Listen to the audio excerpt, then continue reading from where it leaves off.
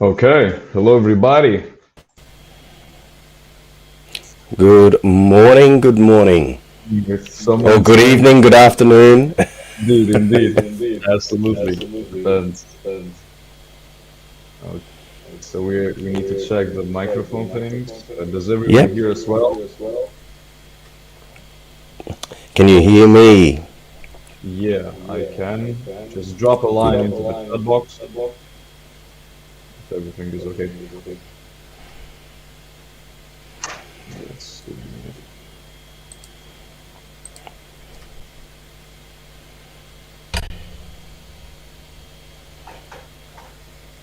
Okay, so let's see comments. Good. Okay, we'll shortly start. Just several things to set up, some technical issues. Also, Ian, I believe I can hear myself speaking through your speakers. Oh, okay. Give me 2 seconds. I probably need to turn my volume down a touch. Yeah, try. Thank Here you. we go. All Okay, right. we Is that a see. bit better? Let's see. Hang on. Maybe a Oh, little just bit, yeah. okay. Well, hopefully that won't make too much difference. It will be okay. Okay, so we have. Let me see. Let's see what we have here. Okay, so we have another two guests right here. Awesome. Hello, can you Hello. hear me? Hello, Meziane. Hello, Good everybody. morning, gents. Hello, everybody. Oh, good afternoon, good evening. Good Yeah, evening. someone. Or if you So, talk in guys, English, okay. but I see an echo, Let's. okay? When you talk, like it's an echo. Yeah, there is. Okay. Mm-hmm. All right. So,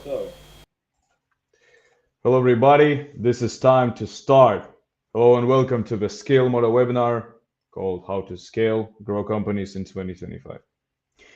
Today, we have three great guests, professionals in their craft. We have Igor Gamba, we have Ryane Meziane, and we have Ian Burton.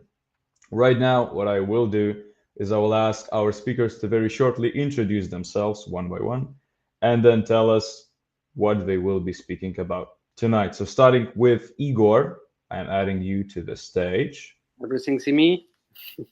Hi, Igor. Stage is yours. Tell us what you will be speaking about today. So I present myself first. So my name is Igor Gamba. I'm born in Monaco and grew up in Monaco, sorry. I launched really early in my career as entrepreneur. So I work in different industry as media for press media for the super yacht industry. In event as well, I organize a international trade show for the gambling industry in Monaco, which called World Gaming Expo. Uh, Mhm. um, One of the main magazine, it's a guide, annual guide for the super yacht for the press media, which called Monaco Yachting Guide. And I organize also different events as wedding, as for the Grand Prix of Monaco, for the Monaco Yacht Show, and many others. So yeah, I don't know if I need to present more myself, Tom. I Yeah. So now It's a I good have start. more than 15 years experience in media, in event industry, and also in consulting a bit. I was in charge for different case in the luxury, we'll say, leisure consulting for private jet, luxury villas, and private yachts. Perfect. That's a great introduction, Igor. Thank you very much. And what you will be speaking about today? Your topic. So my topics, because we are here today to how to grow your business. So I guess all the audience is already entrepreneur, and the goal is to share a maximum, to help a maximum everyone. That to help perhaps with some tips, with some to share my experience and to give some tips like to help to grow other in case it means it means something like to help to grow even more. Like that's the goal, I think, today. So my three topics today is the first one, discipline. The second one is use your network, and the third one is follow your clients. Perfect. Okay, good. Thank you very much. It's a pleasure. Now I would like to ask Ryane to introduce himself. Thank you very much, Igor. So, hi Ryane. There you go. Hello. Stage is yours. Thank you very much. Thank you for all. I'm happy to be here today to share with you. So my name is Ryane. I have a master's degree in business engineering. I have some experience in organizing events and consulting and real estate. So this is the three fields. I would like to speak today. I'm happy that the subject the angle I choose is different from the one of Igor, so it will be another aspect. Different subjects will be good to be. Yeah, absolutely. Yeah. So the idea is just to get the fundamentals correct. Because I assume that if you want to look in scaling up, means you have a business model that is working. So we have to zoom back, check again, and I give you some idea how to zoom back, check again. I will give an example of a successful businessman that's when he scaled up, he fell because he didn't do the checkup in the beginning. Then I will go into the process. The process is to define clearly what is scaling up. What is it about? Second, what to do about it. Means what are the actions I will take to be successful, and have a plan. And a few tips on how to act and decide quickly, because it's a key factor in success in any kind of business. And I will speak about few marketing concepts, because some entrepreneurs, they're not from, they're engineers or from another background. And these key concepts can be applied by people that don't have degrees, and it's very easy. They are matrix like the 4 Ps, the marketing mix. The other concept I would like to speak about is the pyramids of sales, because it doesn't matter how good your idea, if you don't know how to sell it, it doesn't have value. The third concept is the Kaizen, constant and never-ending progress. It's a Japanese concept. And the SWOT is a matrix that allow you to see reality as it is very quickly and help you move forward. Thank you. Perfect. Thank you very much, Ryan. Great introduction. And now it's time to take the stage by Ian. Okay, Good. Ian, please introduce yourself. Good morning. So, look, my name's Ian. I run a business, coaching business, Decisive Leadership, where, look, I help professionals and business owners achieve clarity, overcome obstacles, and reignite their passion through clear, actionable strategies that create their ideal life.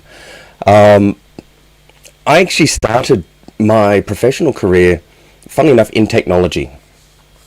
And through that, I started asking questions, and a lot of questions that people couldn't answer.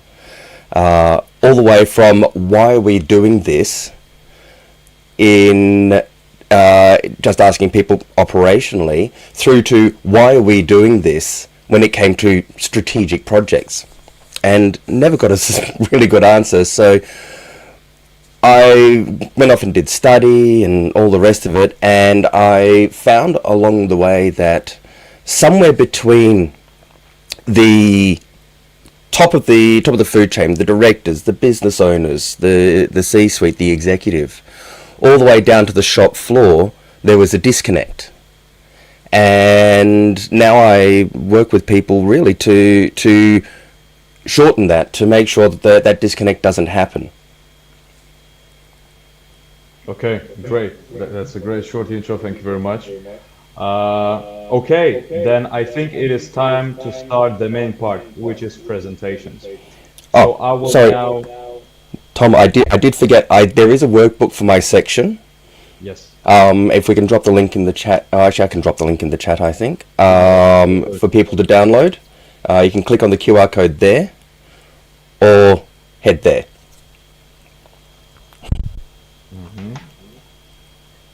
Okay, this QR code will also appear later on when Ian will be talking about his part. So yeah, so far we can start. So I want to invite to the stage our first guest, our first speaker, which is Igor Gamba. Igor, the stage is absolutely yours. Start and go. Thank you very much. Well, I just have a problem. I had my it's here. Sorry. So hello everybody. Now I'm again in front of you. So the goal today is how to grow your business. I start young. At my young age, I had only 21 years old when I start to be entrepreneur. And I had a different up and down, of course, like every entrepreneur in life. I would say the definition of entrepreneur is to have a vision, to take risks, and to go ahead in life with different projects and different vision. I would say so. How to grow your business? I will start with 3 topics, as I say. The first is discipline. I will try to give some keys, to share a bit of my experience. The second topic, as I said, is use your network, and the third one is follow your clients. So I will start with the first one. So discipline. The first keys. So I will stay in general in a basic line. I would say like as I was a few years ago, and when I was trying to make in place some project, and where sometimes I could fail because I didn't have experience. I was young, and I think it's a key can help. Certainly, I wish a lot of person. So first key is for discipline is keep focus. Don't be distracted. When you launch a project and when you start to be entrepreneur, of course, you know already that you need to keep focus on what you do. And it's really important to never lose in mind, like you have one goal, and to not split in different projects. That's what I will say. So example, if you have many different ideas, but you launch something, like it's better to stay concentrate on one project than to okay, it's okay, Tom, like I see something. Okay. It's okay. Everything's okay. Everything's okay. Keep going. Okay. So is keep focus. So example, if you have different, you open a company and you have different projects, it's better to focus on main one and don't distract another. And when you finish one project or you are stable with one project, then you go to other project. The other key I would say is be strong mind. Example, when it's a down period, you need to be strong and to pass the different period, because your personal life is it has to never be linked with your professional life. I had a really hard period in my life as well, as I think most of entrepreneur. And the key is always to see that there's a light at the end of the tunnel. So this is all the time to remind when you have difficulties in your personal life, with your wife, with your children, with anything, with your finance, like to never show that to clients, and of course to be the more open mind, to be the more happy and to joyful, and to give a good energy, a good vibe to the clients, that he feels like you're successful. After also, it's a little bit a link of my precedent point, but don't pay attention to jealousy or toxic people. I explain. Here in Monaco, we are or in Côte d'Azur in general, we are in a region where there's a lot of competition, a lot of jealousy as well. And it's really important. It was also part of my experience. So I just touched 2 words about it. Don't lose time, don't lose your energy, because when you're an entrepreneur, you will have, there is some countries, they like money, like England, like USA, and there is other like less money. And then because we are in an international community, I guess in Lithuania as well, they like money, but it's not the case for all the countries. So if you have some people a bit toxic or jealous, don't lose time for it. After, the next key is be regular on your work. So when you work, you need to have a discipline. So when you launch, of course, a company, you need to define define how many hours would be great, like to do a step on your business, and how many hours you will need to work. It doesn't mean work a lot. You know, in the mind of people, a lot think you need more you work, more hours you work, and more you'll be successful. It's completely wrong. I know some friends of me from abroad, living even at the opposite of our world, like don't work only 2 or 3 hours, but generate millions in 2 or 3 hours. And I know other friends work like 20 hours per day and just earn the minimum to eat to buy food. So I would say this is not a rule. This is to work intelligently. It doesn't mean like work a lot of time. It just needs to. I just mean to be regular and intelligent on your work. That's really important. The next key I would say is to do a maximum of phoning. The phoning, when you launch already your activity and you need to develop, you need to do a lot of phoning. So after I will come on the second topics, which is use your network and grow your network. But do a phoning is really important when you launch a business, to do a maximum of phoning, because the phoning will be the start all the time in the different step of your business. Of course, last key I would say is be on time. Really, the punctuality is really important, to be on time on the meetings, on the call. And the last one is organize yourself by priority every day. So anyway, the number of hours you work, to organize yourself by priority. So if you have to need example to do an invoice, or to call a client's important, like can generate you a lot, it's you need to do first when you start your work, and then step by step go from the most important to the less important. Because most of entrepreneurs at the beginning, they do this mistake. They see the agenda full and they want to accord exactly the same importance to the different point they have. That's I think not good, because more you do a priority of your different task by every day, and more you'll be successful quickly.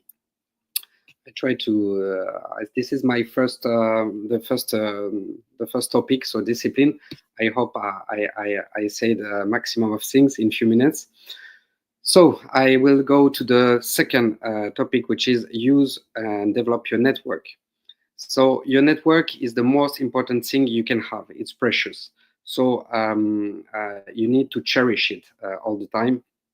And you need to focus on how you can develop, depending on what you have when you start. Of course, all the places and all the countries don't have the same chance. Monaco is 200 nationality in 2 kilometers square. It's really dynamic. It's liberal, I would say. So that we are really lucky, like to develop really quickly any business if we have the competence, the skills, and if we are ambitious. But it's not the same in all the world, of course.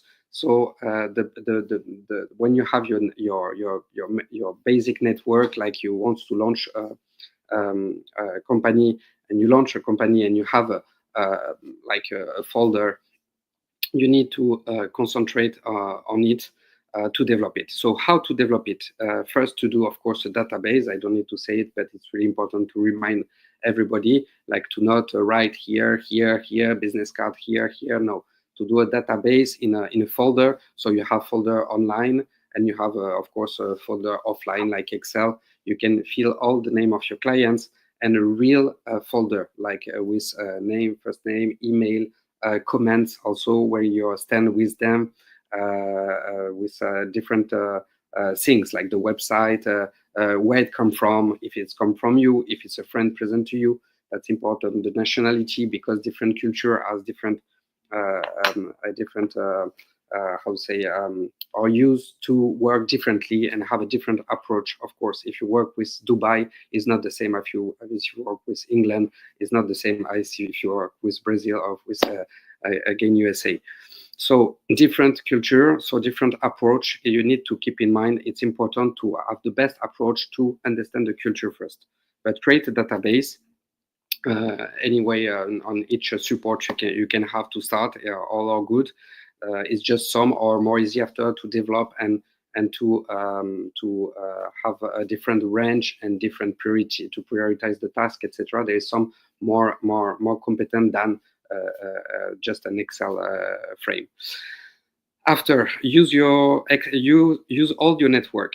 Use all your network. It means like you need to all the time when you have clients but you want to develop your business, you need to search all the time. If you miss a contact on your personal network, you need to use all your database to develop your business as well. So example, when you see somebody is your clients, you need to pay attention also to their network. Example, me, I work in the yachting industry, in the event industry here in Côte d'Azur, but either your coach, either you're in different industry, the most important when you have a client is to see if he can bring other person also. It will help to develop it, if they can bring to you somebody else. The third key, I would say, is go maximum to event. Event also help to use and develop your network. So when you're at event, of course, you take business card, and after you put in a frame, and you can use to develop it. Also, the last thing I would say to how to use your network and how to develop your network is really important, is to be human. The human relation is the base in all the different industry, as well in technology, as well in events like I am, as well in coaching. To be human, it's really important. So just be yourself, I would say. Just be, don't want to copy on other. Each person are different in the world, and if you're yourself, that the person will feel it, and of course you will have a better contact with them, and you can, of course, don't lie, don't fake. And then for the future, if you need to develop with one client, it's really important from the start, from the first meeting or from the first call, to be yourself, to be human and to be yourself. Well, I think I finished with the second topic, how to use and create and develop your network. The third one, is follow your clients. So,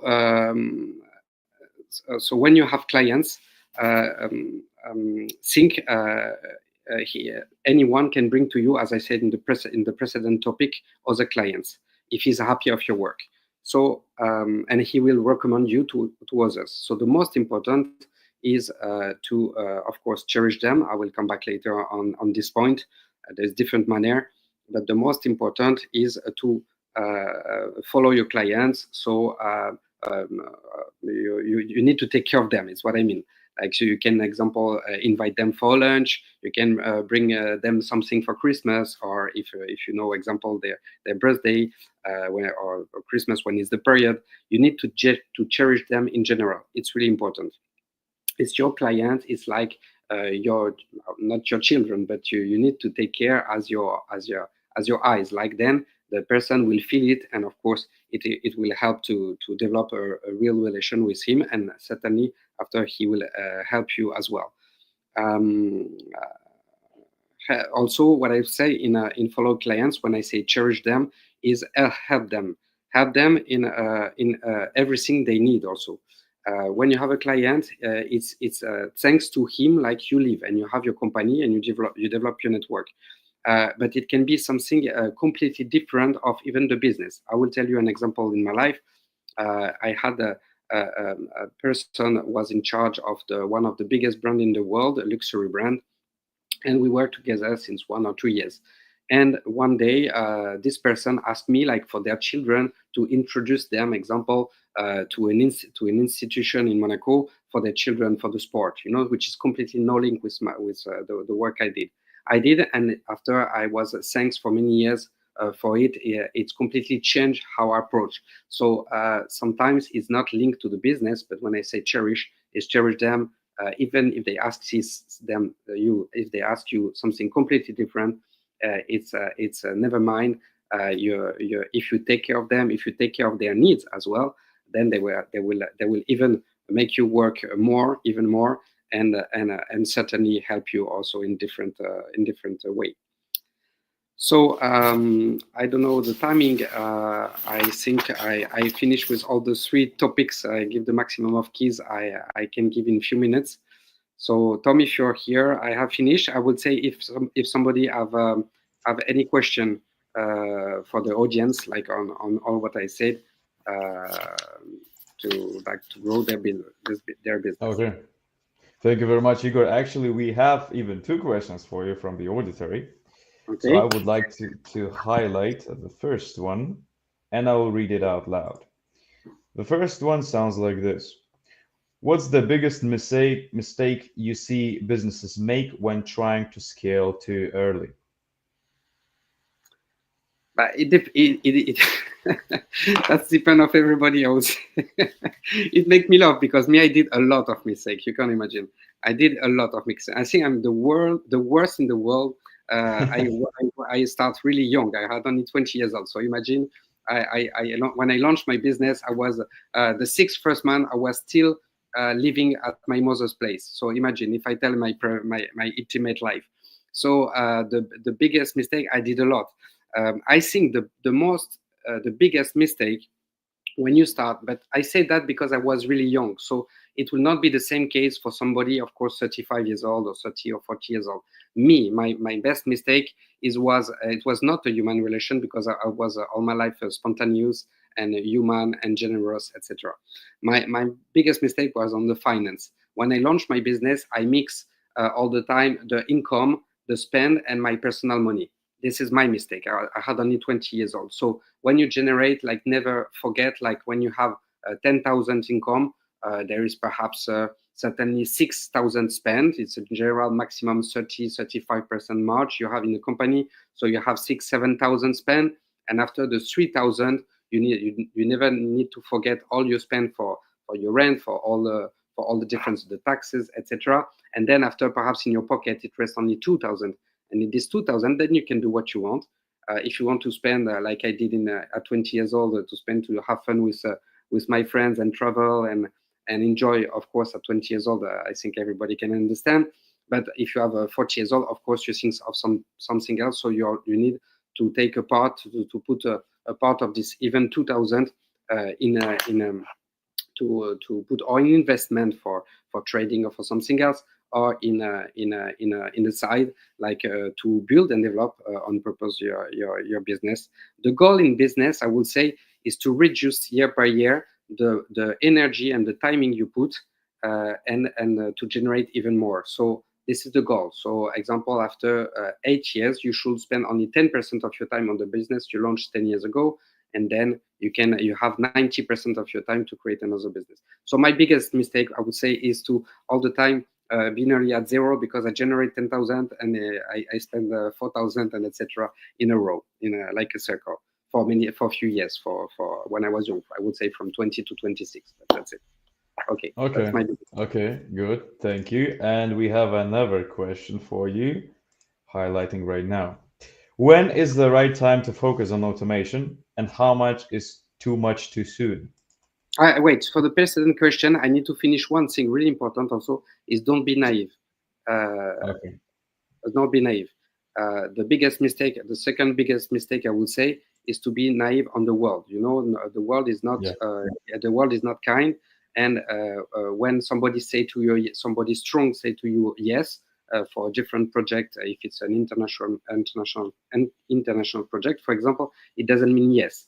A lot of people play with the little fish, I would say, in the world, and when you go to see a big fish or a shark, or he's kind and he wants you to help you, but also most of them, 80% can be mean and not good.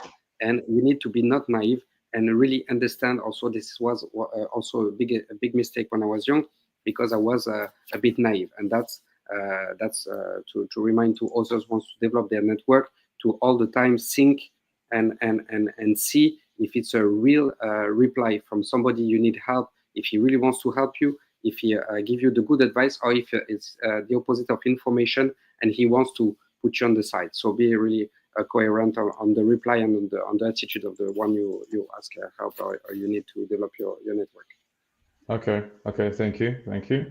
And the second question was basically, when is the right time to focus on automation? When do you think? And how much is too much too soon? Automation, you mean like for what? For the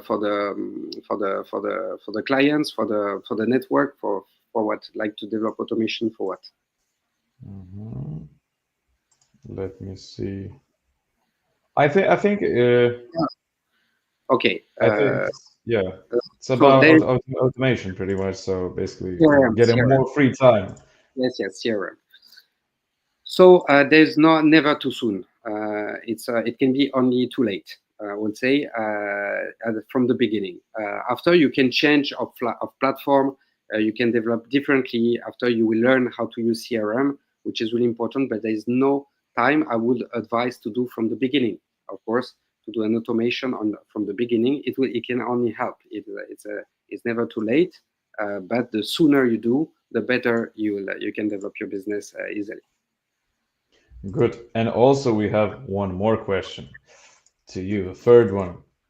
Do you incorporate AI tools in your strategy? And if so, which have proven the most effective in driving sustainable growth? So to Shenela, unfortunately, I'm really bad in IA. I'm not the generation who used from the beginning IA. I know I can use it, but I see also some people use it a lot. They are even to write a message. They talk to their phone, like to generate even an easy message. And for me, it makes your brain sleep. The IA needs to be intelligent. I don't use a lot IA in my strategy personally. I know some use, and it can be a support or help, but I would say it's also can make you lazy on some point, and it can be a big mistake for the future, because IA will never replace your brain and your human being. So, example, when you write a message and I see people talk to their phone, like the IA create a polite message for the business, etc. For me, it's more losing time, because he repeat 10 times the message to have a clear message, and to write directly the message, even for 2 lines. Sometimes I really seen that, and it's crazy. So me, I will never do that. After, the IA can help people if they launch in a new industry and they don't know information, they don't know, example, how to do a business plan, how to develop the network, etc. That's, yes, it can help, because then you have some base, like to support, like you can see, okay, we need to talk about that, right, that. Okay, but after, for your what you do every day, you need to do a maximum. From my side, is my idea, a maximum by yourself, and the IA just in support. If you don't know something, or if you need to ask, like Google or internet, of course. If you don't have a reply to a question, you will write how to do that, how to use this product. Okay, but that's it. It doesn't go more for me in my life. Okay, understood.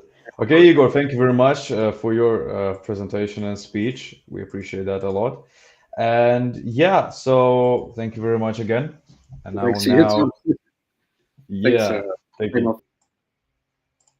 Okay, so just a reminder, Scalemodo is a platform containing financial instruments and business trainings. So now it's time for our another speaker, which is Ryane. Hello, Ryane. So Hello. the stage is yours. You're welcome. Thank you very You much. can start. Thank you. So, thank you for the previous person. I learned a few things and I take some notes. So thank you very much for your intervention. So just to start, scaling up, and it has to do with any problem I need to solve. The first thing, the first principle in general that I like to apply is clarity. I see reality as it is. This is the first and most important thing. If you don't see clearly what is the situation of your business model, because you say you want to scale up, so this means that you assume that your business model is working. But are you sure 100% that your business model is working before thinking about scaling it up? Because this is the problem I faced when I get requests for consulting. I notice that the people always ask me the wrong question. They have a problem because they ask the wrong question, because they ask, and the problem will stay there. because as long as they ask the wrong question. So the most important is to ask the correct question. And to ask the correct question, the most important is first to zoom back, look like it's the first time you look at your business, and look at your idea. Okay, you have a business model that is working, it makes money, it's functioning. Then you have to first understand why your business is working, your key factors of success, why your business is working. So this is most important. So let's have a definition of what is to scale up. This definition is not academic definition or a kind of complete definition. It's a definition, it's just a tool. I use it, I twist a little bit the definition to introduce two concepts that, in my opinion, are key to scale up. So to understand scaling up, I have to understand the difference between growth and scaling up. So what is growth? Let's start with growth. And I will use examples. So growth, I invest 10,000 in advertising online, and this 10,000 generate for me 100,000 of profit. Okay. Growth is I invest 20,000 in online advertising that will generate more or less 200,000 in turnover. So this is growth because it's the same system. I just use different numbers and it allows me to grow. What will be scaling up? Scaling up will be this. I have always the same 10,000 to invest online for advertising. So before investing the 10,000, I zoom back and look. What do I see? I see that, just an example, I see that most of the sales that I get come from my advertising in Instagram, for example. 70% of my sales come from the advertising I did on Instagram. Then I look who bought my products, and I see, for example, that the people who bought my product, 70% or 60% of them are female between 25 and 35. So on the next year, when I want to scale up, what do? I can spend the same 10,000, but this time I will target the female 25-35 because I know who buy my product. Then instead of spreading my advertising among different channels, I will put like 80% of it on Instagram because I know that Instagram produce more results. So what did? I spend the same 10,000, but I will get much more sales. Obviously, I will get much more sales. Why? Because I use two leverages. The first leverage is I know who buys, so I can target my audience. The second, I know which support is working the best, so is the second leverage. I know where to spend the money. What is the difference with the growth? Growth is I use my previous system, I just replicate it twice, 3 times, 4 times. That's it. So there is no change in my system. But if I look at the advertising, I look at who buy the product, etc. So I change my system. I have a better system that is able to refine and use better my advertising into a specific target and using a better, I get in better return. So I use the leverage and I use a different system. So basically, one thing to look at when I want to scale up is how to improve my system. So the improvement of my system. So this is what allow you to scale up. Because as my previous colleagues say, with the minimum effort, with the same effort, you get better results. So this is the first aspect I would like to talk about is leverage and improving the system. And at the end, we will speak about the Kaizen, but we can speak about it now. Is the Kaizen. Kaizen is what allowed Toyota to be the leader in automotive industry for many years. Basically, what they do, the Kaizen is constant and never-ending progress. Basically, all the people who work on the company are invited to participate and come with ideas and to improve what they have already, the systems. Everything in the company can be improved, and they keep improving. You as an entrepreneur, you can spend, you can dedicate, for example, decide, okay, I decide like 3 days, I focus on improving my system to get more sales, or to get this aspect or this aspect, to get a better quality product, or to improve the design, etc. Or I can make it into a habit, and I did, like, for example, 1 meeting a week with my team, and we see all the things that we can improve. All these small improvements cumulated are generally improvement in the system. And when I improve the system it's like a very strong leverage. I get much better result in time. So voila. So this is about systems. I will move to the next point. Is the questions I ask. So if I want to scale up my business, I have to ask the question, what is it about? What to do about it? So first question is, what is it about? Means I have to define clearly the situation, to know exactly where I am today. So I know my products, I know what makes me successful, and I don't assume. So I have to zoom back and check again. And I will give you through the example to understand this concept of what is it about, to be sure, because if you get it wrong, you may fail. And failure is not a problem. The problem, you can fail and start again and continue. This is, as my colleague said, it's part of business. You cannot succeed all the time. So I have a friend that I knew in Paris, like a long time ago. It's like 20 years ago. He launched a restaurant. The concept was about TV celebrities. Instant success. All the time full. Great business plan, great results, profit, everything happy. He's very happy. So he decided that his concept is very successful, and he decided to move from 1 restaurant to 4. So he went to the bank and asked the bank for a loan. He showed the numbers. He showed the results of the restaurant. Everybody liked it. They give him the money. In less than 1 year, he closed the business. And we will learn a lot of things from this story, both negative and positive.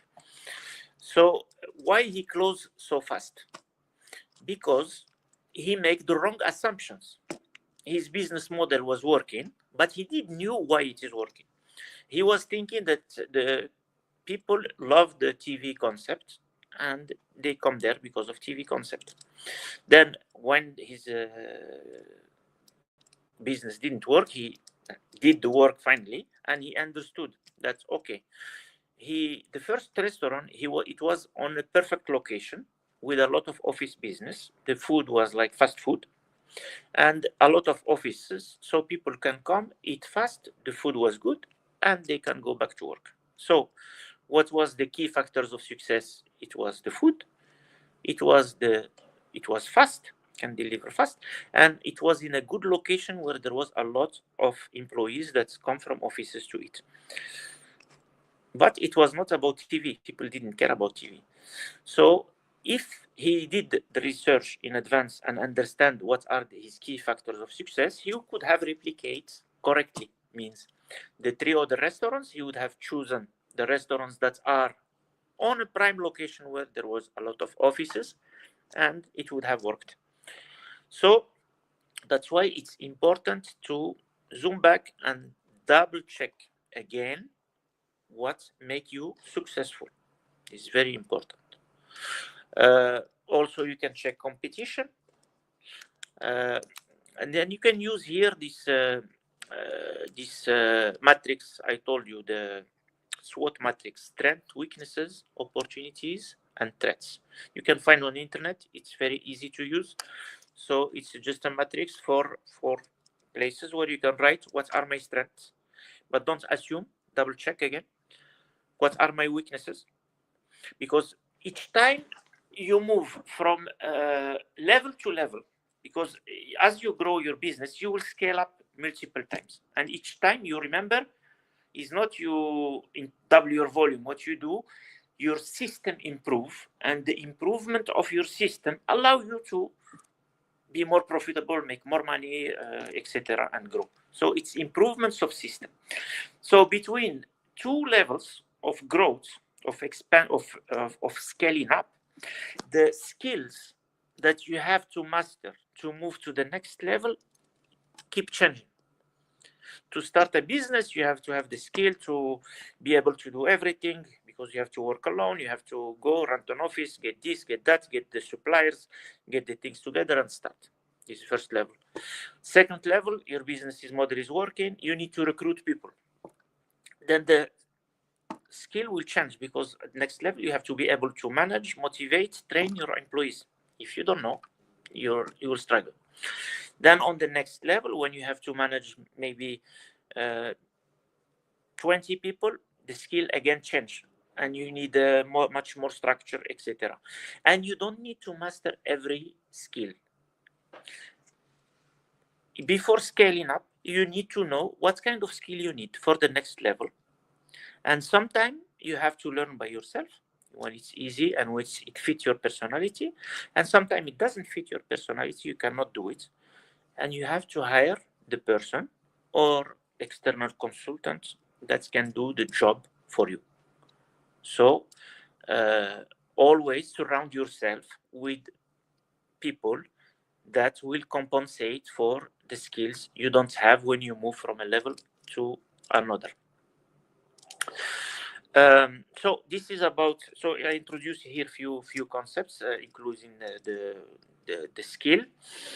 I introduced the leverage also. So the next question. So the first question I say is, what is it about? So first I see reality as it is. What is my business? What makes me successful?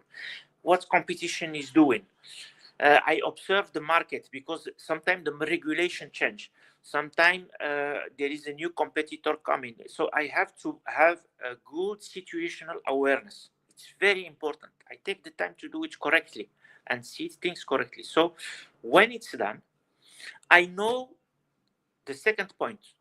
With these informations, I can decide scaling up. What does it mean? Which direction I go? Because there is different ways to scale up. You can scale up horizontally, vertically, etc.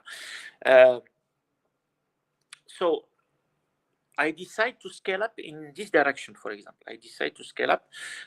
So when I want to scale up, I have to know my goals. What do I want to achieve? So to move from where I am to where I go, where I want to arrive. So starting point of arrival, I need the next question. The next question is what to do about it. So I know that I want to arrive to a certain position, certain point in the future. So what to do about it is very important question, because what is the role of this question? This question, what to do about it, it translates into action. It connects your idea from a concept into reality. So you put a list of actions. I will do this, and this series of actions will generate the results that I want. So the what to do about it is a question that anchors the ideas into reality. Of course, when I start, I will do like brainstorming. I will put a lot of ideas and I don't need to apply them. When I put all the ideas together, a structure starts intuitively to appear. And I have to make choices, because certain things I cannot do, certain things I can do, certain things are contradictory, so I have to choose.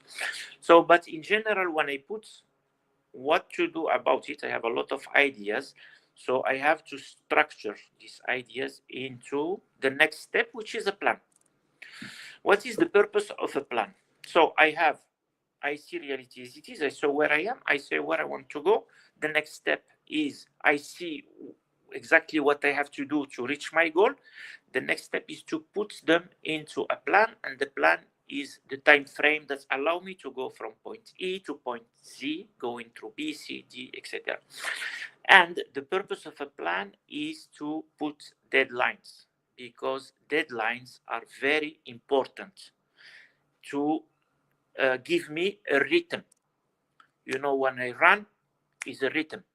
If I run 100 meters, is a different rhythm from if I run 10 kilometers, if I run a marathon. So according to my plan, I know what is the rhythm that I have to apply. So this is why it's important to have a plan with deadlines. It gives me the rhythm, it gives me the momentum. And it's important, as my colleagues say, speak about discipline, to keep the momentum, the rhythm. So this is about the questions to ask to move forward the plan. So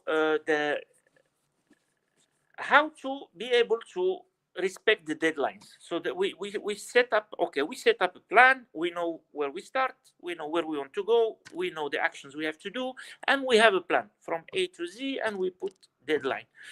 What is it? The master key that will allow you to go through the system and achieve your goal. I would say is speed. Means I decide and act quickly.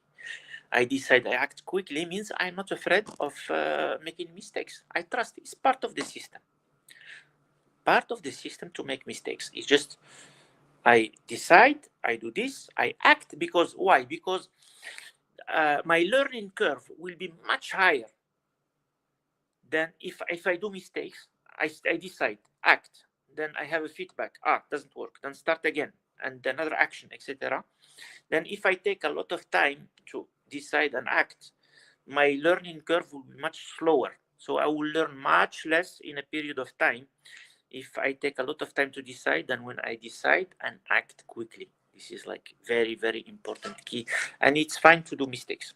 It's fine to do mistakes. And it's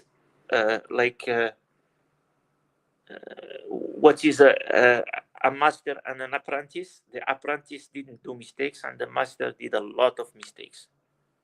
He know all the things that doesn't work, and he intuitively start to understand what is working. So let's speak a little bit about the tools that I want you to use. It's very important to have them. Doesn't matter the business, small, big. Is the 4Ps is like marketing concept, which imply no product, place, price, promotion.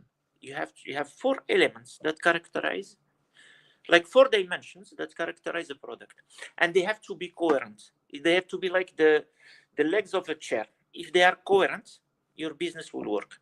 If they are not coherent, your business will not work. I will give you an example for example, real estate. So it's easy for me to speak about real estate. If you have a penthouse, but you have it in a very like popular area, very cheap area, it's a product that is in the wrong place, because the people who go into popular area, they want a cheap product.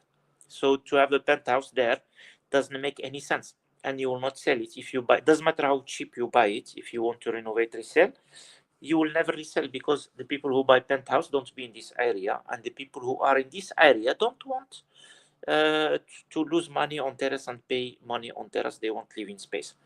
So it's important to make to check. It's very easy to do. Basically, you take your product, you define it clearly, define what characterizes your product, key factors that customers look at. So you know yours, and you know the ones of competition. You do the same with the location. For example, you say, okay, I sell on Amazon, is the place to be. I see the competition, they sell in Amazon, they sell offline also, they sell this. So you have to check. You have to check your price, and you have to check your promotion. Your promotion is advertising. You cannot have all the information, but you can have most of the information by yourself, and you can see which competition is working best and look at their marketing mix, because you can learn a lot by comparing yours and the one of others.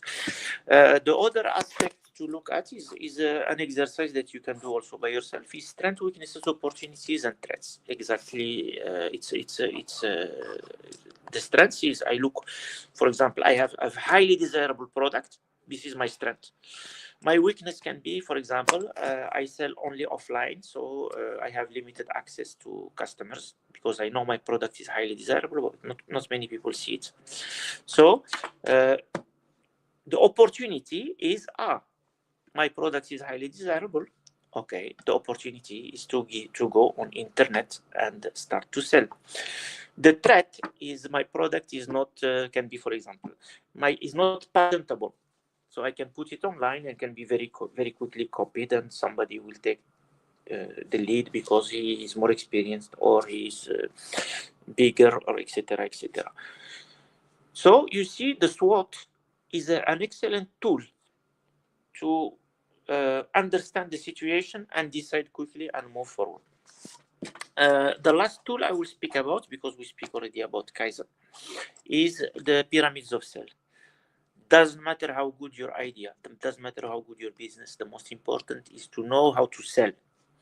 And to sell is, as my colleague said before, volumes.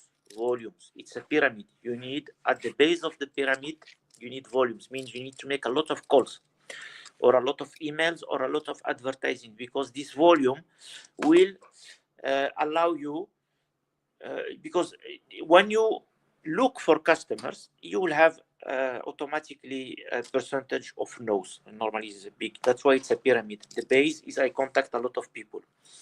For example, I contact 1,000 people in a week. From the 1,000 people in a week I contact, can be through advertising also, not necessarily calling. From the 1,000 I contact, I get 100 people maybe interested, and from the 100 maybe interested, you get 10 that maybe make you an offer on your product, and from the 10 you get maybe 5 sales, and all the sales, doesn't matter, or function with this pyramid. And you see the number keep going smaller, and you can see your system. I go back to the system. For you to scale up, you have to have a better system. So from level to level, you can see in which area you are strong and which areas you are weak. For example, I give you the example of real estate. I need to make a lot of calls, agents, other agents, clients, to get products and to get buyers. And from there, I get leads, in people may be interested in something. And from there, I get visits. People need to see the properties before saying I'm interested or not. And from the visits, I get offers. And from the offers, a percentage of the offers, I get sales. So maybe I need to make 1,000 lead to get 1 sale. So I have to check. I can check because I can know. For example, I can see that my weakness, what is my weakness? Maybe the base of my pyramid is too narrow. I do only 100 call a week instead of 1,000. So the pyramid is narrow. So I don't get sales. Or I can see I'm good at making visits. I'm getting offers, but I'm very bad at closing. Means I have to learn about closing. That is, I give you an example about real estate, but it can apply to any field to be able to measure my performance, because measuring my performance allow me to improve my system, and improving my system allow me to scale up. The last thing I would like to speak about, and it's very important, is leverage money. Always, if you want to grow, you cannot grow with your own money. It's very difficult. Plus, if you collapse, you cannot stand again. So, for example, the guy I told you about, TV restaurant, he used to the maximum the leverage. He used the money of the bank.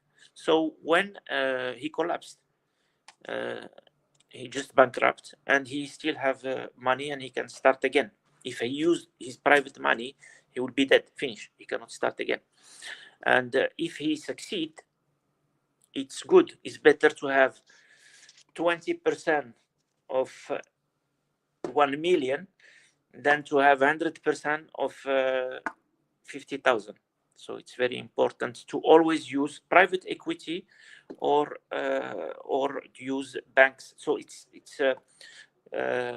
teamwork, and it's leverage, which allow you to grow without taking too much risk, without suffering too much through the process of growth. Well, my dear, I think I speak a bit too long, so I stop here. Thank you very much. I hope it was useful. I'm open for your questions. Thank you very much, Ryan, for your presentation. Now it's time for the questions. And we have 2 questions. So I will highlight the first one. You can see it on the screen. What are your go-to strategies to increase client retention while scaling? It's very, yes, what you said is very correct. It costs you much more time and energy to gain new customers than to maintain and keep the customers you have happy. So before scaling up, make sure that you have a system. I trust systems. It's not about, because what is system? System produce consistency. It's just mechanics that repeat itself. You have a system that is working. First, make sure that your customers are happy. Then you can look for new customers.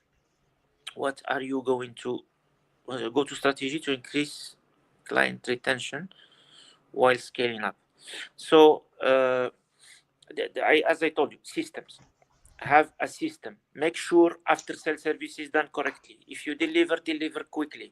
If you have to have and the product you are selling, if you are scaling up, don't compromise with quality. It's better to make less turnover, but sure what you deliver is good, than scaling up being too fast and after get customers unhappy, because the unhappy customers, they will never come back and they will speak about your business, and it will be a negative advertising. So it's very important what you talk about. Thank you very much for bringing us to this subject. Great question and great answer. Thank you very much, Ryan. And now the last question we have highlighting on the screen. You've helped many build 6- and 7-figure offers. What's the one thing that separates those who succeed fast from those who struggle?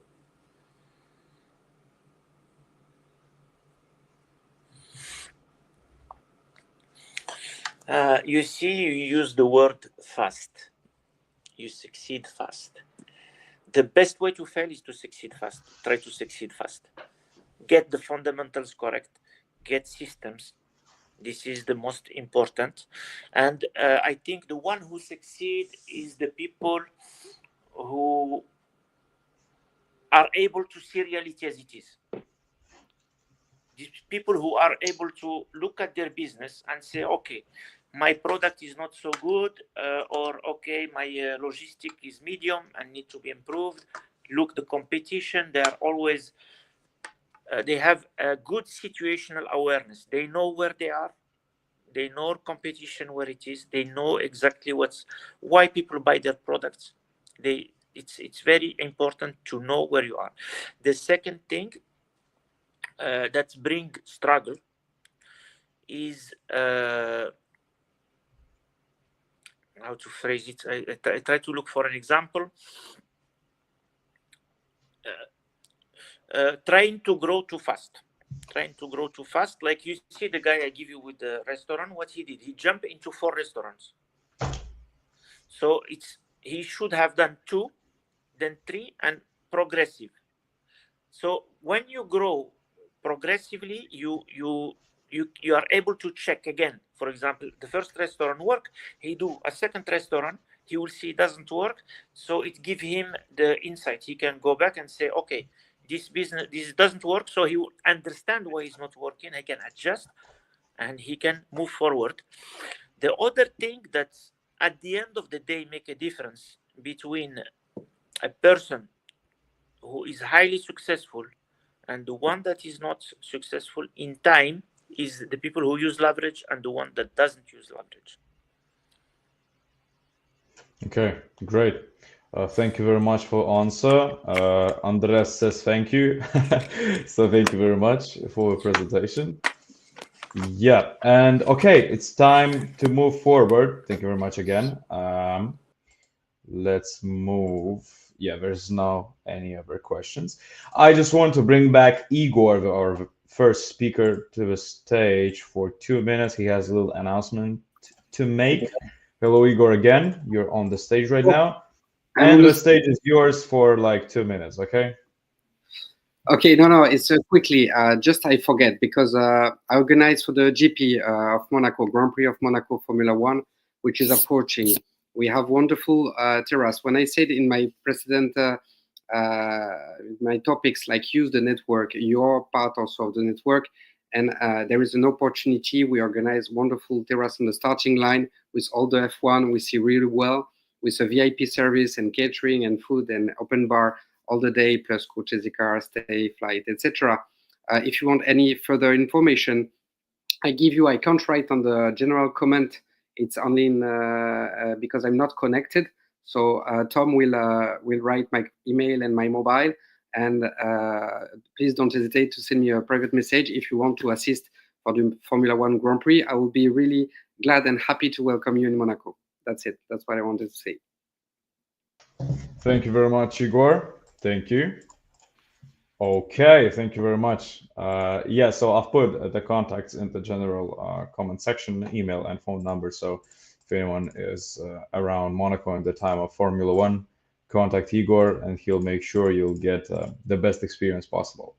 Okay, guys, so now it's time for our last speaker of today, which is Ian Burton, adding you to the stage. Hello, Ian. Hello, Tom. How are you? I'm great. You know, it's a nice evening outside. You know, it's dark already. Everything is okay. And I believe in Sydney, it's morning, isn't it? Very early morning. Yes, it is 6 o'clock or just after 6 o'clock in the morning. So we're just waking up. I believe it's meant to be raining here today. So go figure. Really nice, really nice. Okay, yeah, then I'm not taking any more of your time myself. I'm leaving you on the stage. And then we continue. Let's go. All right. So, first thing, everybody, there's a lot to get through. This is an active portion of the presentation today. So I'll give everybody, Tom, if you can put that link in the chat, I'd appreciate it, because we're going to be talking about. Well, we're going to be talking about something I think is quite important. So please use the chat because we will be responding to it. And in fact, the first thing I'm going to ask in the chat, what do you think is the single most valuable asset in your business that doesn't appear on the balance sheet? That doesn't appear in your financial records? And I said, I'm going to wait a couple of seconds for that.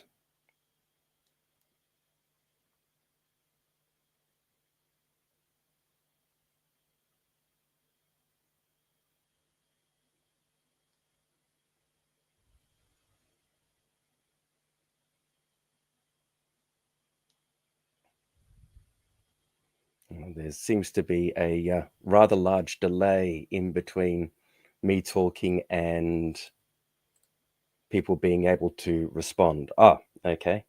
There you go. If anybody's trying to get the workbook, there's the workbook. Or you can head to that link which Tom has put in the chat as well. So, haven't seen any responses to the chat as to what you think the most valuable asset is. But for many of you, trust may not have been the first answer. You may have thought about maybe your brand, intellectual property, customer relationships, as Ryane and Igor have both mentioned. But what if I told you that trust is in fact the invisible foundation that supports all of these. And Ryane did bring up some elements of this. It's actually quite clear. Businesses in the top quartile of trust outperform their competitors by 2 to 3 times in revenue growth. And we had that question before about scaling quickly. High trust organizations have 50% higher productivity and experience customer acquisition costs that are 30 to 50% lower. And despite this, trust remains one of the most undervalued and undermanaged business assets. In my work with small business across multiple industries, I've witnessed firsthand the profound difference between organizations that deliberately build trust and those that are leaving it to chance. And the gap of performance isn't slight, it's transformative. Today, we're going to explore trust, the what, and the how. We'll start with the business case and why it isn't just a nice to have, but essential for sustainable growth. Then we'll look at what a high trust business model is. And that's a strategic structure to embed trust in your organization. Then we'll look at how my decisive leader advisor framework applies to your leadership, and there's 7 practical elements there of trust-based leadership. And finally, and probably the most important for most of us who can stick through, taking that theory into practice and building that personal roadmap to implement trust as a strategy. My goal is that you'll leave with concrete, actionable strategies to transform trust from an abstract concept into your most powerful competitive advantage. Unlike many business assets that require significant capital asset investment, as Ryane was referring to, the trust advantage is accessible to every business here today, regardless of size or industry. So hopefully everybody has the workbook. I don't know if you've got time to put it in the chat. If you could just put B for book, that'd be great. And we will move on. Yeah, I've put it in the chat, so everybody should have access. Awesome. Yeah, so all good. Continue. Thank you. All right. So, what happens? And again, please keep your answers in the chat. I do need the feedback to know that you're with me. In one word, tell me how you feel when you're doing business with a company that you completely trust.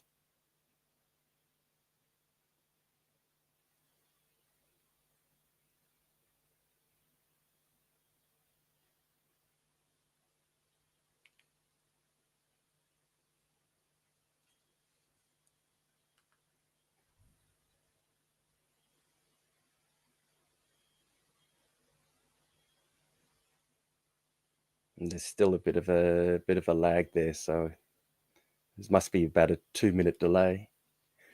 I'll move on then.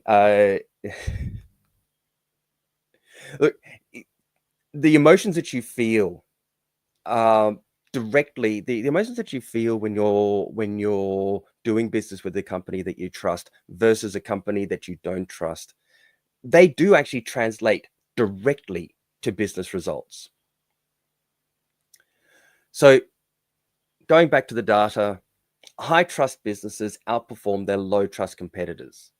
Their customers are willing often to pay a 20 to 25% price premium when they trust you. And so for a small business, this creates 3 immediate advances. And again, I'm going to refer a bit to Ryan's presentation as well. Your customer lifetime value, it increases 30 to 50%.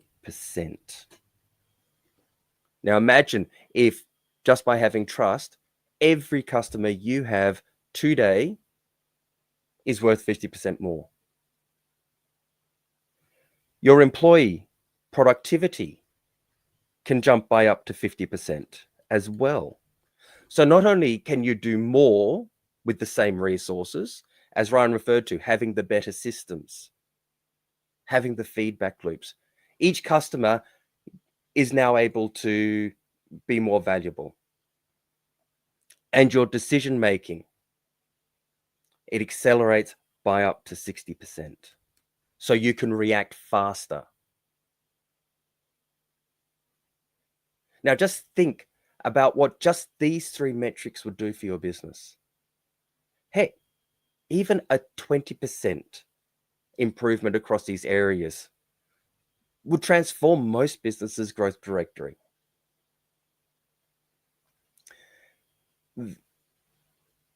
The flip side is equally compelling. Low trust environments, and you no doubt there are many businesses we all deal with where we have low trust. And there's a trust tax almost that we apply to that. Even for just a 10-person business, low trust wastes approximately 520 hours annually. You think about that, that's 3 working months, 1/4 of your time on unnecessary checking and verification. You think about it, 1/4 of not just your time, but every person in the business's time. Gone. That's it. To add insult to injury, customers can also detect low trust environments within about 30 seconds of interaction. And when they sense it, over 60% will immediately look for alternatives. They're going somewhere else. They are now a lost customer. So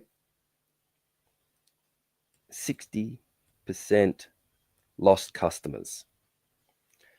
So again, in the workbook, in the space here, I want you to write one area where a lack of trust creates measurable waste in your business today.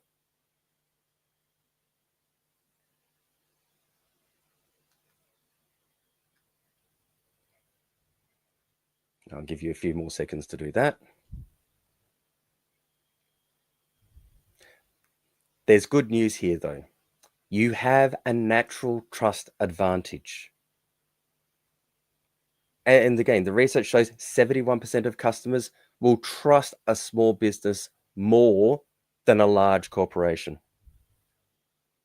Noah, thank you. Yes, customer support is one area where trust can easily make measurable waste. So if you've got 71% of more customers are more likely to trust you, then that translates directly to the bottom line.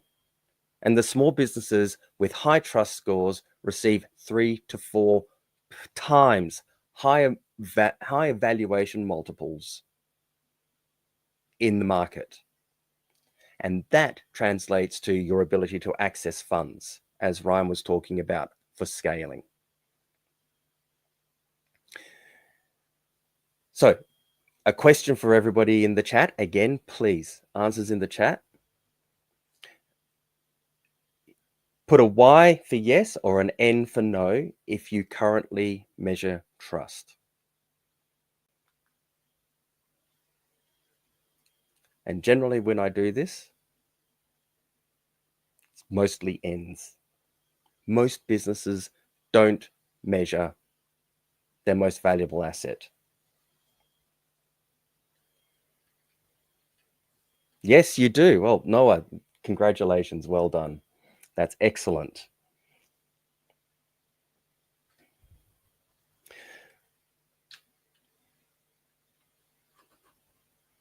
I'll just give everyone a few more seconds. So, how about we explore what this means?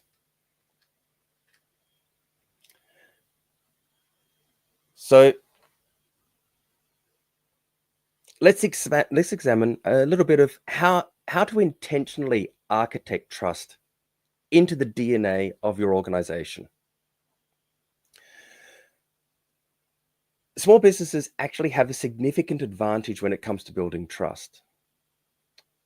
Again, research shows businesses where owners personally share both success and challenges with the wider community, with their customers, and with their employees, they experience 2 to 3 higher times credibility with stakeholders. And the transparency dividend is something larger organizations can often struggle to replicate. So there are 4 pillars. We're going to go through each one. The first one is transparency by design.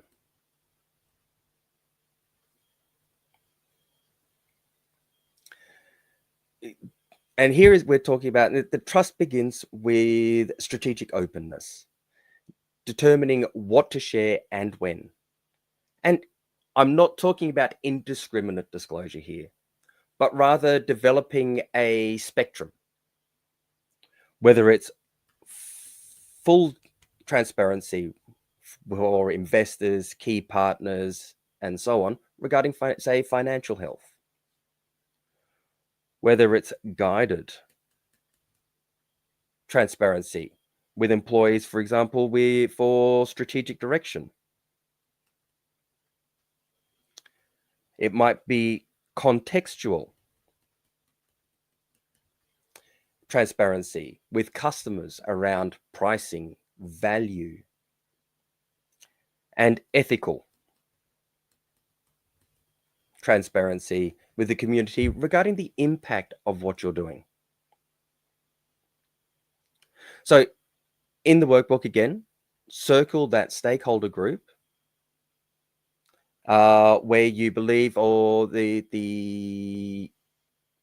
circle the area where you believe your organization currently has the strongest transparency practices, and then place a star next to the one that could do with the most improvement.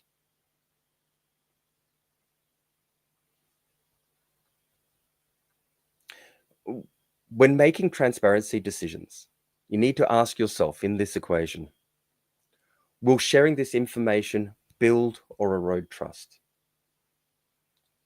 Does withholding create greater risk than disclosure? And what context is needed for proper understanding?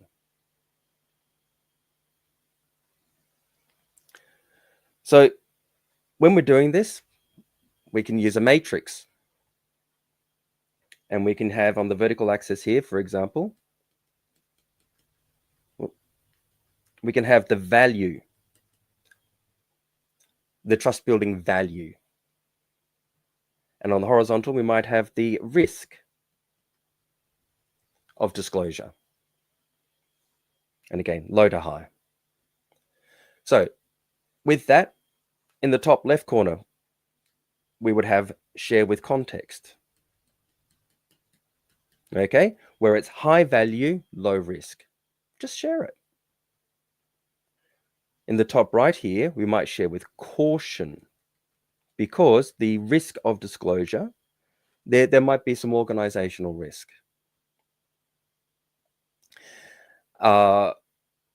If people don't understand, so you might be a little bit more cautious on how you share. On the bottom left, low value, low risk. Just keep regular updates. I'll put updates there. And where there is low value and high risk, you might be a little bit more careful about when you share. So you might decide to wait until the right time to share.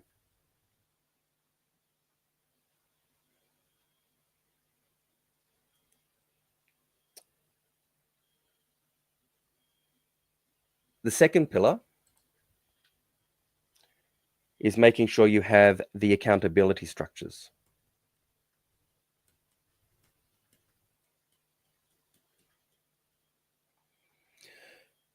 So first thing you need to do with accountability structures, you need to make sure high trust organizations, they establish clear expectations and clear ownership.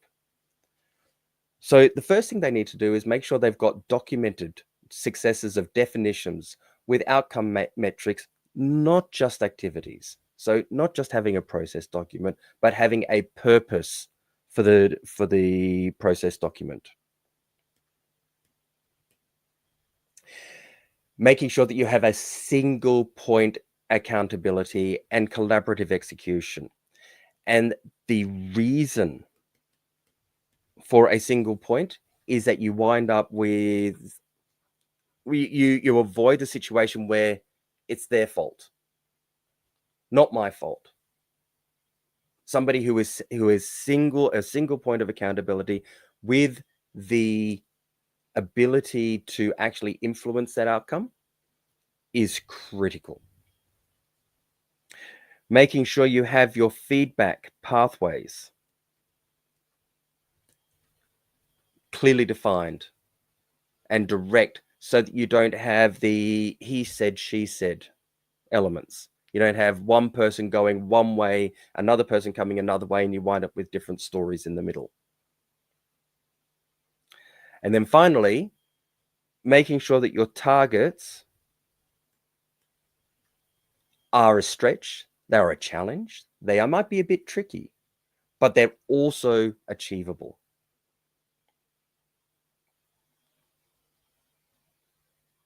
Now, as I'm going through, I want you to also write down in your book here, think about one accountability gap you've noticed in your business today. For example, you might have expectations that are a little bit vague, or the ownership for something is a little bit unclear. And when you're thinking about it, whether your feedback loops, they need to be timely.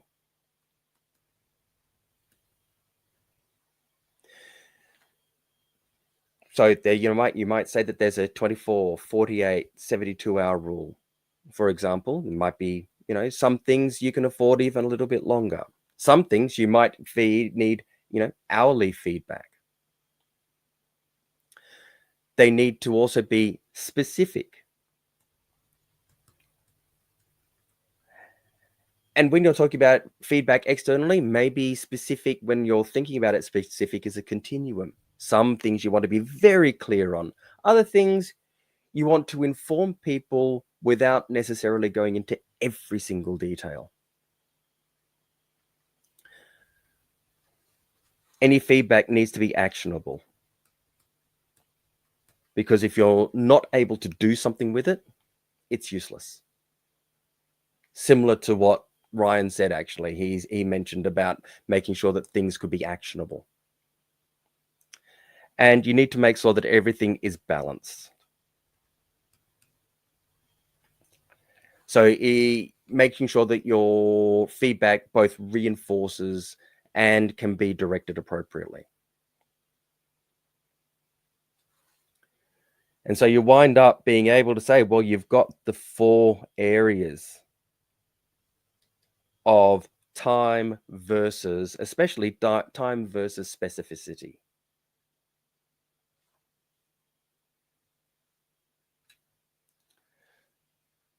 The third pillar is your communication systems.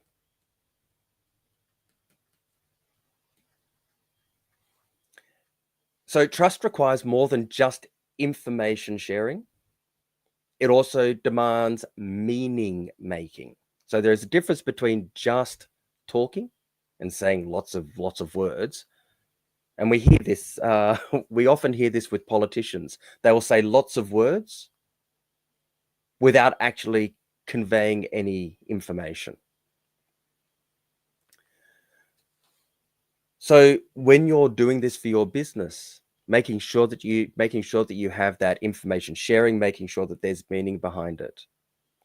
You need the architecture. So you need knowledge bases, news feeds, dialogue forums, communication internally and externally. You need to make sure that, again, as I said before, there's context. And the context here is explaining the why, not just the what. Sales were up last week because we're getting close to Christmas. Sales were down this month because we've just finished Christmas. This is these are normal cyclical events. That explains why sales go up or down. It needs to be consistent.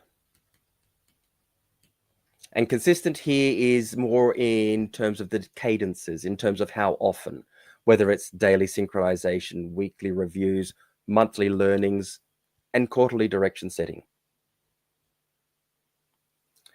And finally, it's your channel. And making sure that the message actually matches the medium. There's no point putting out an email broadcast when in fact it's something that should be said in person. So in your workbook, as we're going through, think about one communication cadence you could improve or implement in the next 30 days. Write it down and make sure you've got a specific day and time you'll commit to it.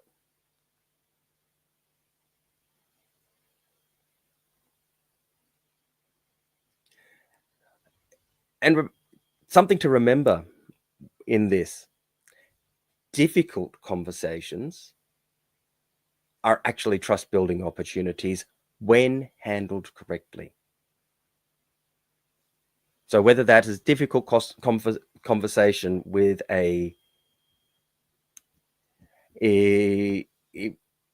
whether it's a difficult conversation with an employee, whether it's a difficult conversation with a supplier, whether it's a difficult conversation with a customer.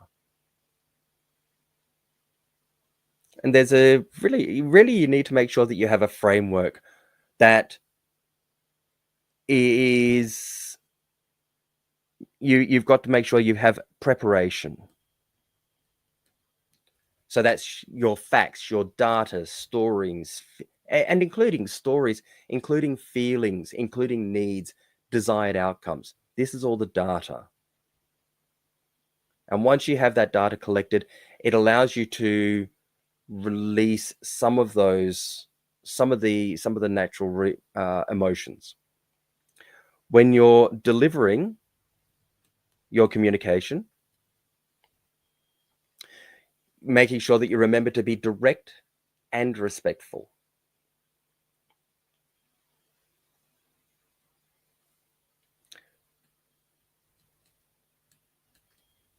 For the reception, when you're listening, making sure that you're practicing active listening and avoiding the urge in a lot of cases to be defensive. Encouraging other people to practice their own active listening without being defensive.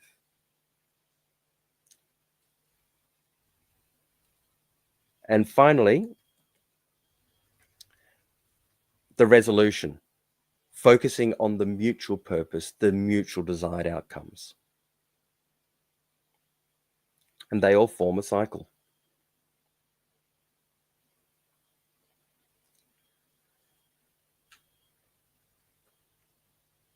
The fourth pillar is your trust recovery protocols. Now, even in the best organization, trust can break down. It's natural. Every process has a weak point. Every process can have a failure point. Random things can happen. This is business. This is something we accept. What separates a high trust business is having established protocols for recovery.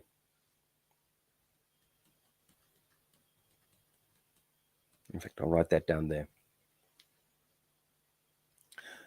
So, what you do is you conduct risk assessments.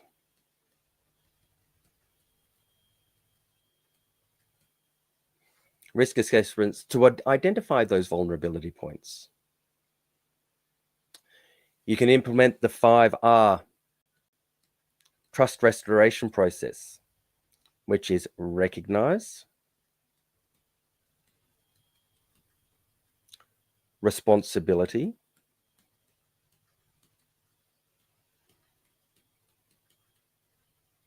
remorse, which especially large organizations tend to struggle with, a remedy, so making sure that you have a remedy available to you, and then a conscious rebuild over time. And finally, the documentation. And this is part of that, making sure that you can learn from those trust incidents to prevent reoccurrence. When Ryan was talking about systems and system improvement, there's an element of that here. So, looking at the 5Rs, which one does your business struggle with the most today? Maybe you circle it, and we'll talk about strategies in the Q&A section at the end.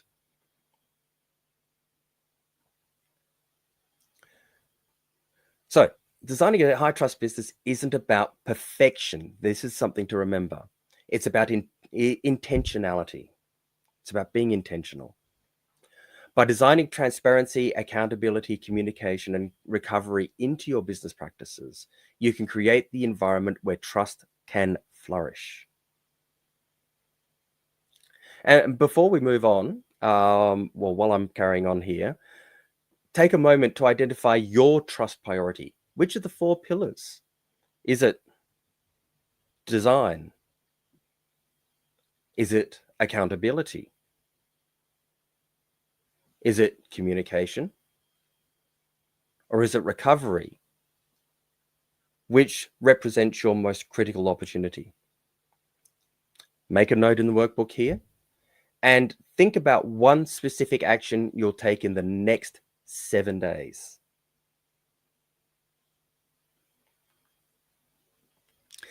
Trust is like a renewable resource in your business.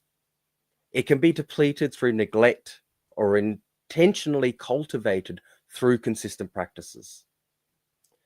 The organizations that thrive, especially in uncertain times, are those that view trust not just as a cultural nice to have, but essential business infrastructure.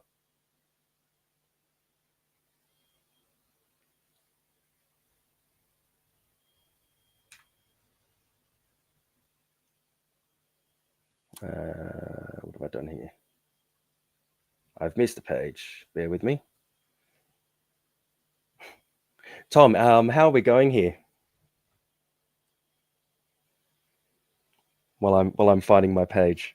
We're going all right. Everything is okay. Everything is all right. As I said, delay is like 7 seconds, so everything's fine. Just keep going. Okay, cool. Awesome. I'm just getting this one slide up because I thought I had it and then I didn't.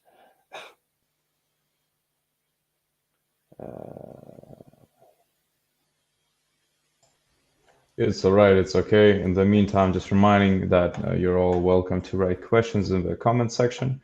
So after Ian's speech, he will have a minute to answer the questions that appear. Yep, exactly. It's loading. Not that one. It's that one. There we go. All right, we're back again. So, in decisive leadership, one of the things that I practice and encourage people to think about is the advisor framework. And this is actually an acronym that I developed. And it stands for accountability. Oops, I need that. Accountability. And we talked about that before, making sure that you accountable. There we go. Making sure that you're owning your outcomes. So this isn't blame. This is understanding that accountability is actually empowerment. You need to model that accountability as a leader in your organization at every level. It's not just for the exec. It's not just for management. It's not just for it's for the people on the shop floor too. And you need tools, as Ryane talked about, for tracking some of those commitments. The best leaders delegate well. They build capability through trust. Now, there is a bit of a paradox here. There is a bit of a conflict. You know, you've got control versus growth of the individual. But you could use structured autonomy. So you've got freedom within those frameworks to be able to do that. And you can build a trust-based delegation matrix. In fact, one of the resources I have, and I've got a link for it towards the end there, is on just a sequence that you can use, a framework for delegation specifically. You need to have a vision, a shared purpose. So connecting that daily work to meaningful outcomes. And the vision, if it's clear, really becomes part of that decision-making filter. Does this align? Does this not align? Is this what we're about? Is this not what we're about? And having that vision, having it as a shared vision, co-created, means that you get that maximum buy-in from everybody, including customers, including suppliers. If everybody's part of that same journey, then it really becomes powerful. Next, you need to make sure that you have integrity.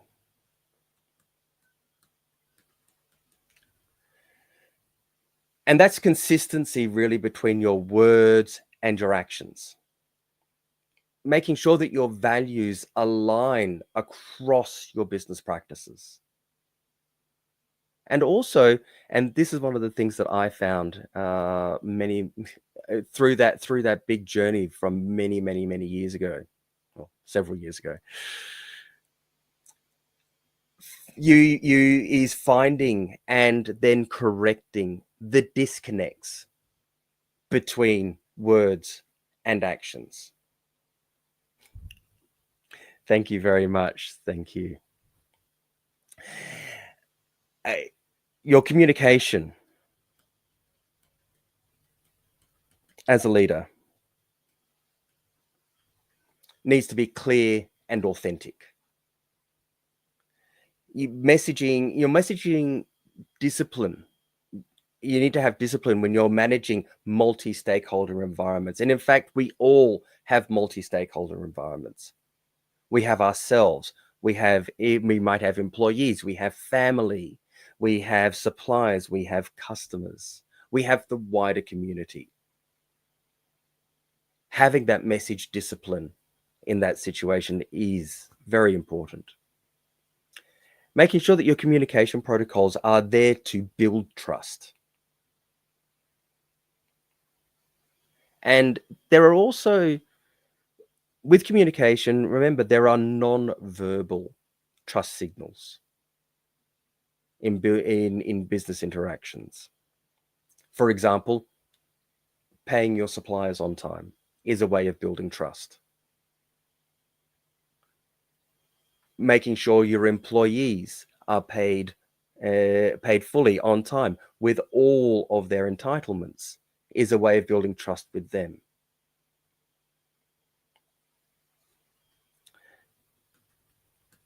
A key thing for leaders is emotional intelligence.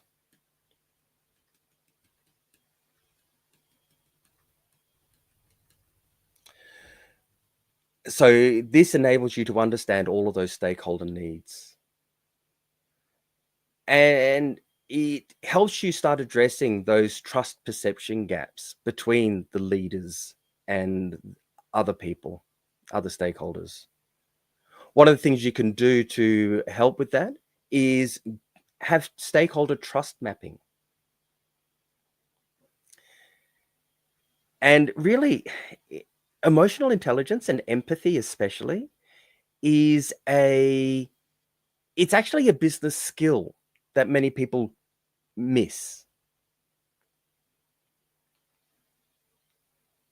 And as any small business owner will tell you, and again, Ryane talked about that, about failing and starting again.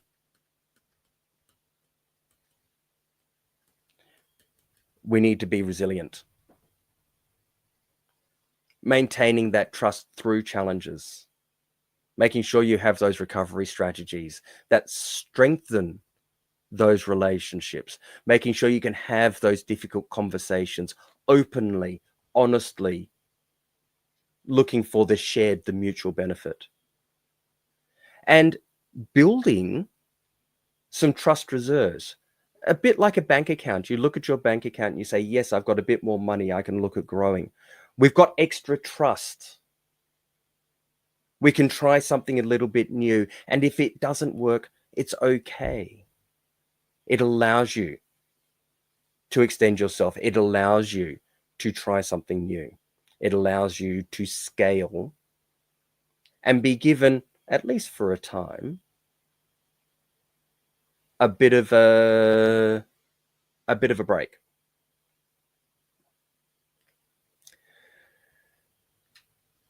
We're next going to, and again, I've lost something here. Hang on. There it is. There we go. Now we've got would you believe, a really active part. And this is something to pay attention to. We're going to take all this theory and we're going to put it into practice right now. In your workbook, you've got this page. And this is the 13-week trust implementation plan. Okay, 13 weeks. And as Ryane was talking about, this can become part of your Kaizen. This is your quality cycle. This is your system improvement. You do this again and again and again and again.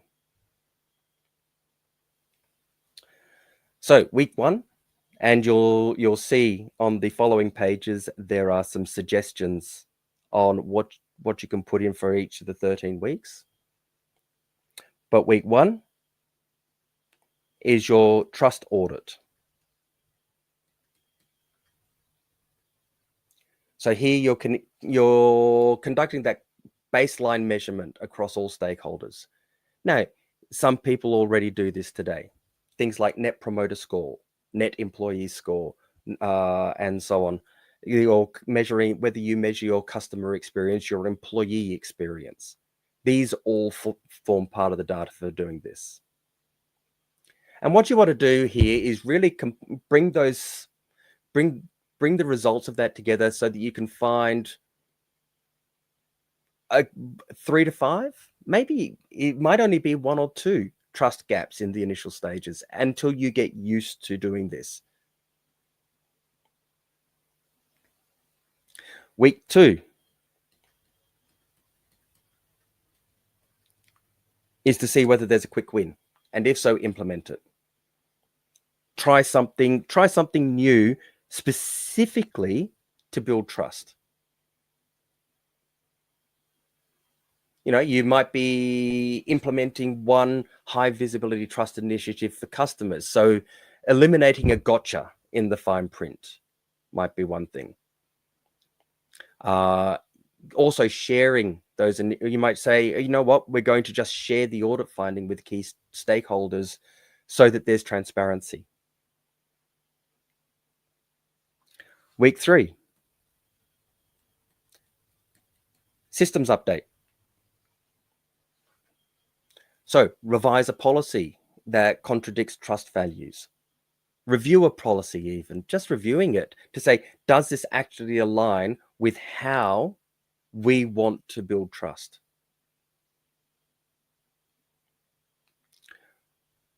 Week 4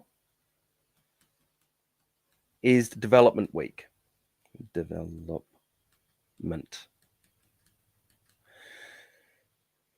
And that's where you're focusing on building everybody, giving everybody in the organization, in the company, the skills, additional skills on trust.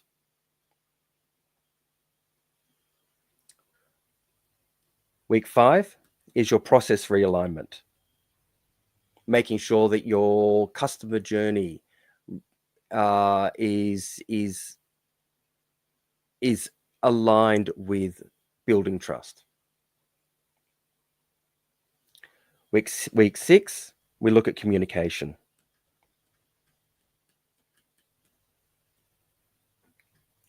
And there is looking at your stakeholder specific messaging. You might just look at one way that you message customers, one way that you message suppliers, one way that you talk to your family or to other stakeholders, how you communicate with them about things.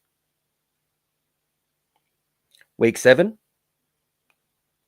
is a quick check. Okay, it's the progress assessment.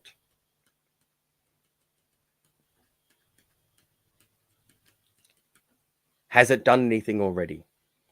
You might run a pulse survey, for example, with employees. Week 8, you're starting to look at your accountability integration.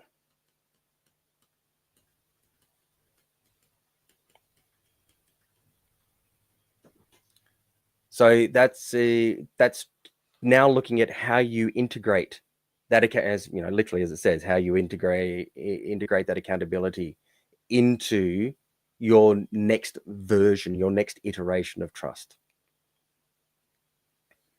Week 9, you're focusing on how, as a leader, you model the new trust behaviors and publicly commit to them. Week 10 is you're looking at starting to structurally integrate. Oops.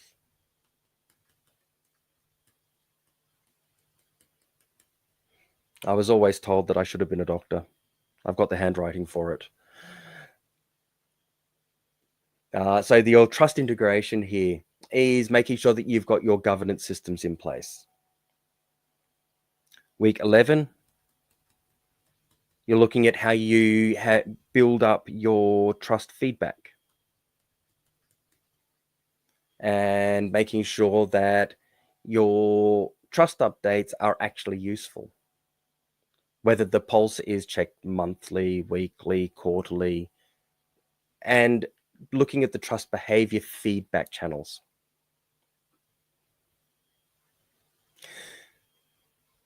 Week 12, who doesn't enjoy a good celebration? And having that celebration when things are going right is possibly more important than how you respond to when things are going wrong. We all enjoy getting positive feedback. We all enjoy, and there's a lot of joy associated with getting things right. And sharing when things are going right is important. Having those milestones and celebrating them. And then week 13 is where we start looking at, okay, how does this all apply into the long term? And looking at those long-term plans and making sure that they still align. And then we go back as Kaizen, as your quality cycle, as your system improvement cycle. We go back and we do it all again. Maybe focusing on something new this time.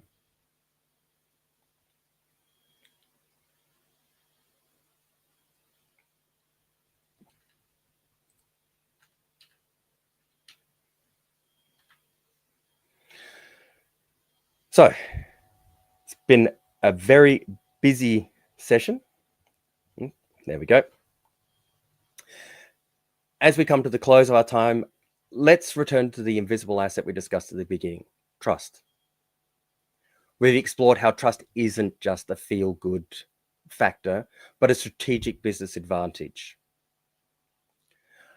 We've really covered off that trust operates as an accelerator and a filter for business growth. We've looked at the economics, the models, the advisor framework, and you're now looking at a 13-week plan starting tomorrow, starting Monday. Or tomorrow for me, Monday for everybody else. Here's the challenge. Small businesses have a natural trust advantage over larger competitors. We have the agility to make quick decisions quickly and to maintain that authenticity of personal relationships and the ability to create consistent experiences across every customer interaction. And really the question is whether or not you can afford to invest in trust. Well, actually it is. It's whether or not you can afford not to. So, 3 actions this week. Look at the baseline assessment, and you've got some ideas in the workbook there. Identify the single most valuable trust contradiction in your business and find a way to eliminate it.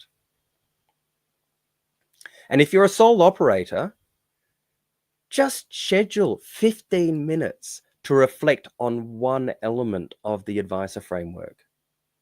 If you have a team, schedule 15 minutes at your next team meeting to discuss one element of the framework.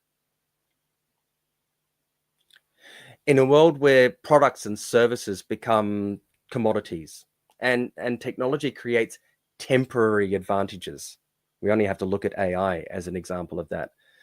Trust remains the ultimate differentiator. AI cannot replicate trust.